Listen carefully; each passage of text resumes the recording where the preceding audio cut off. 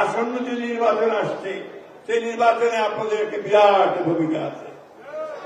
আপনার প্রতিটি জায়গায় আপনার দায়িত্ব পালন করবেন। গভীর ষড়যন্ত্র শুরু হয়েছে যে সেই নির্বাচনকে ভিন্ন খাতে পরিচালিত করবার, কেউ যেন সেটাকে ভিন্ন খাতে পরিচালিত করতে না পারে তার দিকে আপনারা সজাগ সতর্ক দৃষ্টি রাখবেন। বন্ধুগণ, আমাদের লক্ষ্য একটাই যে আমরা একটা শহীদ প্রেসিডেন্ট জিয়াউর রহমানের স্বপ্নের সেই সুখী সমৃদ্ধ বাংলাদেশ করতে চাই। আমরা আমাদের নেতার যে স্বপ্ন, সেই আমাদের দেশ একটাই, সেটা হচ্ছে আমাদের পথ একটাই, সেটা হচ্ছে বাংলাদেশ, তাই না?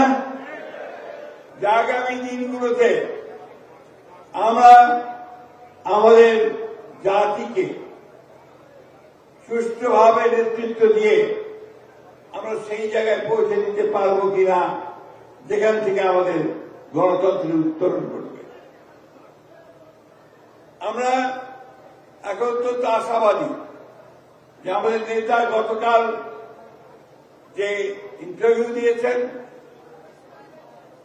বিবিসিতে এবং ফিনান্সিয়াল টাইমসে, এই ইন্টারভিউ শুধু বাংলাদেশ জাতিকে নয় সমগ্র বিশ্বকে এই আস্থা দিয়েছে যে আমাদের এই নেতা আমাদের জাতিকে নেতৃত্ব দিতে সক্ষম।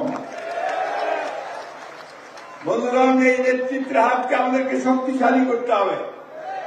প্রতি গ্রামে গ্রামে আপনারা আছেন, আপনারা ছড়িয়ে পড়বেন। আমাদের লক্ষ্য একটি, যে বাংলাদেশকে আমরা সত্যিকার অর্থে আমাদের দলের প্রতিষ্ঠাতা স্বাধীনতার ঘোষক শহীদ প্রেসিডেন্ট জিয়াউর রহমান সাহেব যে স্বপ্ন দেখে স্বাধীনতার ঘোষণা করেছিলেন, নেত্রী দেশনেত্রী বেগম খালেদা জিয়া যে জাতিকে একটা উদীয়মান ব্যাঘ্র হিসেবে পরিণত করতে চেয়েছিলেন, তারই যোগ্য উত্তরসূরি আমাদের এখন আশার প্রদীপ।